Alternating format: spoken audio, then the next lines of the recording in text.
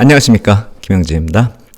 오늘 내용은 이 선택이 아닌 필수가 되어버린 디스인플레이션에 대해서 다시 한번 추가적으로 말씀을 드릴게요. 그걸 왜 얘기를 해야 되냐면은 지금 부채 해결을 위해서 적당한 인플레이션이 필요한 이유를 좀 따져야 될 것 같고, 그것이 최근에 또 바이든 대통령이 중국 쪽으로 기술을 수출하지 말라는 그 정책하고 또 연관이 됩니다. 그리고 최근에 댓글로 또 질문을 해주신 분이 계셨어요. 이자율이 계속 높아져서 그래서 이 금리가 이제 올라가면 올라갈수록 그 이자율도 같이 증가할 텐데, 그렇게 되면은 그 증가되는 그 이자보다 GDP 성장률이 넘어서지 못한다면은 미국의 경제에 악영향이 되고 또 경기에도 악영향이 되고 전체적으로 좀 부채 해결이 어려워지는 게 아니냐, 이제 이런 말씀을 하셨기 때문에 과연 이러한 부채 관리에 있어서도 필요한 것이 디스인플레이션이라는 점을 생각을 해본다면 지금 현안과 또 국채가 발행되고 있는 시점, 그걸 감안했을 때 이 점에 대해서 꼭 한 번 더 다루고 가야 될 것 같다라는 생각이 들어서 이 점 한 가지 말씀을 드리고, 또 최근에 국채 발행에서 중장기물은 또 수요가 회복이 되고 있습니다. 그래서 이것이 또 미치는 영향, 그래서 시장에 주는 영향도 한번 검토하고 넘어가겠습니다. 일단 미국의 전체적인 부채를 한번 보고, 그리고 이제 그 얘기를 더 진행시켜 보도록 하겠는데, 이 자료는 제가 4월에도 한번 말씀을 드렸었던 자료인데, 오늘 얘기를 하려면 이것에 대해서 어느 정도 윤곽을 잡아야 되기 때문에 한 얘기를 다시 한번 해야 되는데, 이걸 보신 분들도 계실 것이기 때문에 짧게 설명을 하도록 하겠습니다. 전체적인 미국의 부채를 놓고 봤을 때는 이 시장에서 통용되는 변동금리하고 이제 고정금리, 이쪽 채권들이 이렇게 있고, 그 이외에 채권 이외의 부채들이 있죠. 무슨 연금 보조금이나 뭐 이렇게 정책 비용 같은 그런 이제 간접적인 그런 부채가 있죠. 그래서 우리가 생각해야 되는 것은, 그런 것은 뭐 거의 이제 금액이 크게 변동되진 않을 테니까, 그리고 시장에 미치는 영향은 제한적이기 때문에 이쪽에 마케터블, 실제로 시장에서 통용되는 그 국채들에 대해서 우리가 생각을 해보는 게 가장 중요하다, 이렇게 생각이 돼서 한번 금액상으로 놓고 보겠습니다. 전체 31조 달러, 이것이 이제 부채 한도 협상이 넘어갔으니까 더 늘어났겠죠.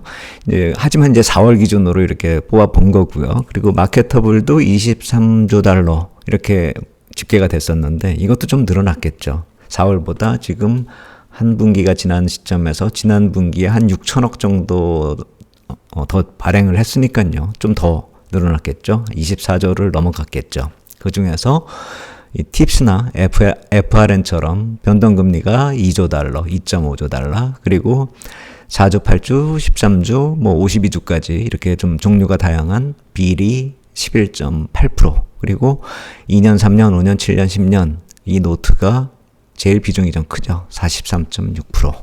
그리고 본드 20년, 30년이 12.7%입니다. 그래서 고정금리 21조 달러가 고정금리로 발행이 되고 있다. 이렇게 이제 부채에 형성되어 있는 구조는 이렇게 보시면 될 것 같아요. 그래서 이렇게 이제 만기들이 이렇게 여러 가지가 있기 때문에 만기별로 한번 따져본다라고 한다면은 올해 안에 이제 만기가 돌아오는 게 여기 표시에 해놨듯이 30%가 올해 만기가 돼요. 그리고 1년 이하 비율이 그 중에서 한 17% 정도 차지를 하는 것이고요. 그러니까 막대한 부채 중에서 이렇게 큰 양이 올해 안에 돌아오고 30%가요. 그리고 여기 12%, 9%, 7% 이렇게 한 해에 이렇게 각각 이렇게 이 수치만큼 만기가 도래하는 겁니다. 그러니까 2024년부터 32년까지 다 합치니까 52%가 되더라고요. 그리고 여기 보시면 이렇게 20년짜리하고 30년짜리 있잖아요. 그건 당연히 좀 기간이 있으니까 이 안에 만기가 돌아오는 양이 이제 별로 그렇게 크지가 않을 거잖아요. 이렇게 좀 뒤로 긴 것들이기 때문에. 그래서 2034년 이후에 이제 18%는 20년짜리하고 30년짜리가 대부분이다. 왜냐하면 이 10년 사이에 최소한 10년물 만기까지는 다 끝날 거니까요. 다 만기가 돌아올 거니까요. 그래서 이제 올해 안에 이렇게 돌아오는 그런 국채들은 또 요 푸른색의 1년 이하짜리들은 계속 롤오버가 돼서 요로 넘어가겠죠. 매년 그건 넘어갈 거예요. 요 수량들은 17%짜리들은 계속 이렇게 올라가겠죠. 그리고 여기 이제 1년 이상 되는 것들은 롤오버 되면서 이제 기간을 좀 늘릴 수도 있고 줄일 수도 있고 하겠죠. 발행되는 금액에 따라서. 그래서 그거는 유동적이다 이렇게 볼 수가 있겠죠. 그래서 과연 이거가 뜻하는 것은 무엇을 뜻하느냐? 단기물로 만약 계속 롤오버를 해요. 그렇게 감안한다면은 그 이유가 있을 거 아니에요. 우리가 금리 방향에 따라서 단기물로 계속 롤오버를 이제 하는 걸 금액을 증가시킬 건지 아니면 요거를 단기물을 줄이고 이걸 중기물을 좀 늘려갈 것인지 그것이 나타나는데 향후에 만약에 금리가 점점 갈 것 같다.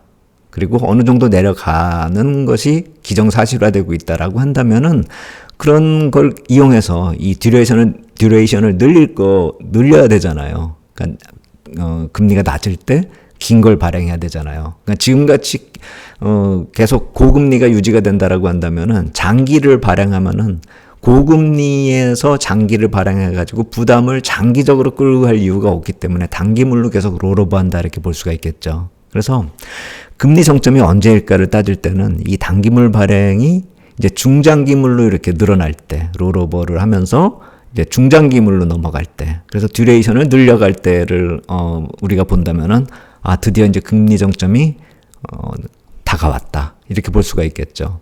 그래서 국채 발행하는 그 기간이 어떻게 움직이느냐에 따라서 우리가 정점이 다가왔느냐 아니냐 이렇게 대강 짐작을 할 수가 있는 것이죠. 근데 이번 분기에 이제 확정된 국채 발행 일정을 놓고 보면 단기물 발행을 굉장히 많이 늘렸거든요. 그러니까 아직도 지금 한 6개월 이내에 금리 인하를 할 일은 거의 없다 이렇게 보시는 게 맞겠죠. 그래서 지금 발행되는 게 한 달짜리, 두 달짜리, 세 달짜리 이건 많잖아요. 그러니까 최소한 6개월 이하 안에서 이 발행 물량이 6개월 이하짜리가 이렇게 줄어드는 그런 모습이 나타나지 않는 한은 금리 정점이 아직도 다 올려면 멀었다 이렇게 봐야 되는 게 맞죠. 그래서 우리가 이 만기물이 돌아오는 거에 따라서 금리 정점도 한번 생각해 볼 수 있는 것이고 이렇게 따져본 이유는 지금 세인트루이스 페드에서 이 자료를 만들었는데 단순히 이제 그런 금리 정점을 따져보는 그것뿐만이 아니라 이자 비용이 얼마나 늘어나고 있는가를 그걸 파악하려고 저 자료를 뽑은 겁니다. 여기서 아까 그 말씀드린 그런 짧은 기간 안에 숏텀으로 마무리되는 것이 17%고 롱텀으로 이어가게 되는 것이 12%, 70% 이런 식으로 이제 비중이 되어 있다 이거죠. 그렇게 놓고 본다면은 그 금리들을 다 따져보는 거예요. 짧은 게 만기가 되는 거는 얼마고 그리고 그것이 작년까지의 그 평균 금리하고 올해 금리가 좀 많이 올라온 이후의 평균 금리 그걸 따져보고 그리고 또 그것이 GDP에 차지되는 그 비중 그걸 따져본 거죠. 그렇게 놓고 봤을 때 금리가 당연히 올라가죠. 그때 2022년 말 기준으로 2.3%가 이제 2.7%까지 늘어났다라는 겁니다. 이게 만약에 금리를 이 4월 이후로도 한 번 정도 더 올렸기 때문에 한 번인가 두 번인가 헷갈릴 정도인데 이 집계 당시보다 한두 번 더 올라갔기 때문에 이 금리는 더 이제 물론 두 번이라고 해서 0.5가 올라가진 않죠. 왜냐하면 기존에 발행된 물량이 있고 신규 발행되는 물량들이 금리가 올라갈 테니까요. 그래서 또 요거보다 약간 더 증가할 것이다 이렇게 생각이 되는데 그 집계가 다시 나오면 우리가 다시 검토하면 될 것 같고요. 그래서 GDP 비율로 놓고 봤을 때 작년 말 기준으로는 1.86% 그리고 4월 기준으로 따져보니까 2.23% 그래서 절대 금액을 놓고 보니까 이자로 980억 불이 추가 지급되더라. 이렇게 지금 계산이 되고 있는 겁니다. 그러니까 GDP의 2.23%가 이자로 나가게 되는 거죠. 그래서 GDP 성장률이 이거보다 만약에 낮게 된다라면 정말로 문제가 생길 수도 있겠죠. 그리고 아니라면은 금리 인하가 빨리 나타나서 이 이자로 나가는 GDP 대비 비중이 좀 줄어들어야지 나라가 좀 제대로 돌아갈 수가 있겠죠. 그건 향후에 돌아가는 상황을 놓고 봐야 됩니다. 그리고 지금까지 말씀을 드린 거는 세인트루이스 페드에서 그러니까 페드 쪽 자료다 이렇게 보시면 되고 미국 의회 예산국에서 예측한 것도 크게 다르지 않았다라는 것이죠. 여기 보시면은 이 의회 예산국에서는 1.9%가 이제 같은 기간에 2.4%로 늘어날 거다. 그 다음에 향후 10년 동안 이 1.9%가 그러니까 2022년에 1.9%였던 것이 올해는 2.4% 늘어났고 향후 10년을 지나면은 3.6%까지 늘어간다. 이 얘기예요. 그러니까 아까 이 세인트루이스 페드보다 약간 높죠. 여기는 1.86에서 2.23으로 늘어난다. 이렇게 따져봤는데 의회 예상국은 그거보다 약간 높은 것이고 향후 10년을 놓고 보면은 좀 많이 부담스러울 정도로 3.6%가 된다. 이 얘기가 나오는 겁니다. 그리고 이제 재무부 쪽 자료를 한번 살펴보겠습니다. 이번에 국채 발행 확정 지으면서 재무부 쪽에서 나온 자료인데요. 그러니까 아까는 세인트루이스 페드 자료를 첫 번째로 보고 두 번째로 의회 예상국 자료를 봤는데 이번엔 정부 쪽 자료를 본다 이 말씀을 드리는 것입니다. 2022년 기준으로 1.5보다 좀 약간 떨어지죠? 이쪽에서 집계한 거는. 그리고 전체적인 이자 발행 그 금액은 계속 이제 좀 높아지고 있는데 이자율이 나타난 게 붉은색 선이거든요. 이자율이 낮아지면서 자정적자나 국채 발행은 컸지만 좀 이렇게 부담은 줄어드는 그런 모습인데 금리를 인상시키면서 또 높아지는 그런 모습을 보이고 있는 것이죠. 그래서 우리가 여기까지 이제 2022년까지 정부 쪽에서 집계한 자료가 나왔는데 이 이후의 모습은 이 의회 예상국에서 내놓은 그 모습으로 이렇게 이어진다 이렇게 보시면 되겠죠. 여태까지의 저 자료가 여기서부터 이렇게 이어진다. 그리고 정부 쪽의 집계는 조금 이거보다 좀 낮다 이렇게 보시면 되겠죠. 그래서 정부 쪽 이 자료들을 놓고 보면은 연초에는 재정적자 비중을 이런 식으로 계속 이제 표현을 했었어요. 그러니까 이게 재정적자 마이너스 5% 레벨이거든요. 근데 그 수준에다가 맞추려고 이렇게 작성을 한 건데 그 당시에는 이 재정 적자 절대 금액 자체가 좀 작았어요. 상대적으로 지금보다. 지금 올해 3분기에 예측한 것보다는요. 그러니까 3분기에 짜놓은 거 보면은 이 금액보다 많이 이렇게 높아지고 있잖아요. 금액상으로 놓고 보면. 절대 금액은 이쪽 좌측에 있는 그 수치거든요. 근데 그거보다 이제 많이 늘어나는데 제가 요 선이 목표라고 그랬잖아요. 이 목표되는 그 재정적자 비율은 그대로 한 5% 선에서 왔다 갔다 하고 있단 말이에요.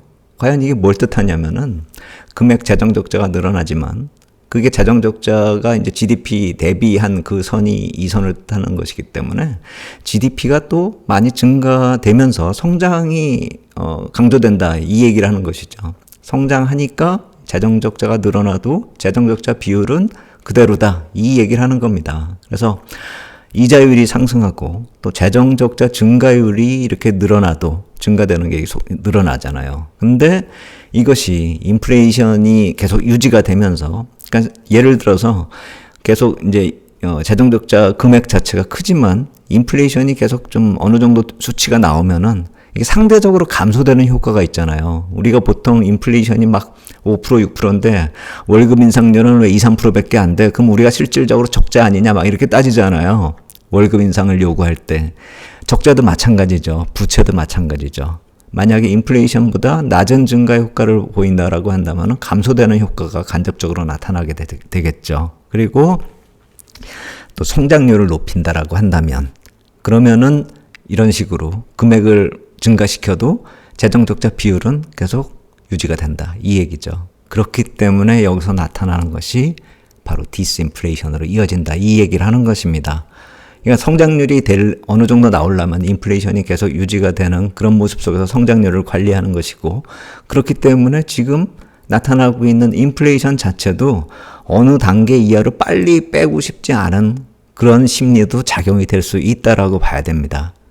그래서 요전에 말씀을 드렸듯이 이 모던 서플라이 사이드 이코노믹스 제가 그때 말씀을 드렸잖아요. 그러니까 이게 우리가 재정 계획을 분기마다 이제 재무부가 세울 때 점차 시간이 가면서 틀려지고 있다. 좀 더 공격적으로 바뀌고 있다라는 걸 제가 말씀을 드렸는데 2월 달에 이 포스트 팬데믹 이코노미가 IRA하고 칩스법으로 이제 커버가 됐었는데 그 이후에는 이제 투자를 강조를 했고 2023년 5월에 보고서 자료를 내면서요. 그리고 리쇼어링, 프렌드쇼어링 이거 강조하면서 급기야는 이제 최근에 들어서면은 또다시 중국에 투자하지 말라는 그 모습으로 이어지는 것이죠. 한마디로 공급 주도 성장 이쪽을 완성시키기 위해서 디스인플레이션을 강조하고 그리고 프렌드 쇼어링을 넘어서서 중국 쪽으로는 투자하면 안 된다라는 식으로 금지까지 하는 그런 식으로 몰고 가고 있는 것이죠. 왜냐? 앞으로 나타날 AI 같은 산업은 성장의 메인이 될 수가 있기 때문에, 메인 파트이기 때문에 그것을 미국이 차지하겠다. 그래야지 성장률이 관리가 되고 향후 성장이 부채 관리에도 이어진다. 이 얘기를 하는 것이죠. 그래서 어느 정도 인플레이션을 유지하면서 미국은 부채의 규모도 상대적으로 축소시키면서 성장률도 관리하면서 디스인플레이션으로 넘어간다라고 한다면 타국에 있는 공장들을 모두 다 끌어들이면서 타국은 빈곤하더라도 미국은 부채 관리하면서 잘 살 수 있다라는 것을 의미하기도 하는 것이죠. 우리가 여기서 미국이 무엇을 추구하는지, 여기서 중국에 대한 투자를 금지하는 것이 과연 무엇인지, 이거에 대해서 스토리가 계속 이어지고 있다는 것이죠. 부채부터 시작했는데 지금 제가 말씀을 드린 거는 중국에 대한 압박까지로 이 얘기가, 스토리가 이어지고 있다는 것을 뜻하는 것입니다. 그래서 이 점은 중국 쪽과 이제 미국하고의 이 관련된 법안들이 계속 강화될 수밖에 없는 그 상황이라는 점은 부채가 있는 한 끝까지 간다 이렇게 봐야 될 것입니다. 이 점 한번 놓치면 안 될 것 같다 이렇게 말씀을 드리겠고, 그래서 인플레이션은 어느 적정선을 계속 유지하고 갈 확률이 높다.